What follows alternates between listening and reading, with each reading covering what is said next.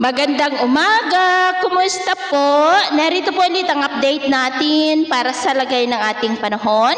Ngayong umaga po ng February 18, 2026. Sa ngayon po ay nananatili na walang anumang sama ng panahon sa loob at labas ng ating area of responsibility. Ang hanging amihan ay umiihip po lalo na dito sa Luzon at Visayas at may shear line dyan sa may Mindanao. At ito naman ay pinapakita ng forecast model na ating ginagamit hanggang sa susunod na 2 linggo ay posible pa rin po na storm free tayo. At sa lagay ng ating panahon, ngayong madaling araw ay maayos naman ang panahon sa malaking bahagi ng bansa pero may tsansa pa rin ng mga isolated rains sa ilang bahagi ng Cagayan, Dinagat Island, southern part ng Leyte, ilang bahagi ng Davao Oriental and nearby areas. At mamaya ay sisikat naman po ang araw sa malaking bahagi ng ating bansa maliban lamang sa tsansa ng maulap na kalangitan with isolated rain sa ilang bahagi ng Cagayan,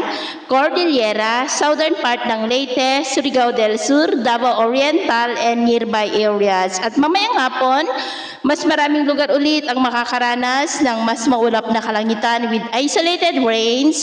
Kaya kung lalabas tayo sa ating mga tahanan, ugalin lamang po natin lagi ang magdala ng kahit anong panangga natin sa init ng araw at proteksyon na rin po sa mga biglaang buhos ng ulan. At sa atin naman pong mga baybayin, maalon po ngayon sa mga baybayin ng Ilocos Norte, Batanes, Babuyan Islands at silangang baybayin ng Mindanao na ang mga alon ay posibleng aabot hanggang sa 1.5 to 2.3 meters height. Hanggat maaari ay iwasan na po muna natin ang papalaot dyan sa mga may kulay pula para mas makaiwas sa mga sakunang pangkaragatan. So ito lang din sa update natin sa araw na ito. At ako po muli si James na nagsasabing sa kahit anong pagsubok po na darating sa ating buhay, huwag po tayong mawawalan ng pag-asa. Thank you and God bless!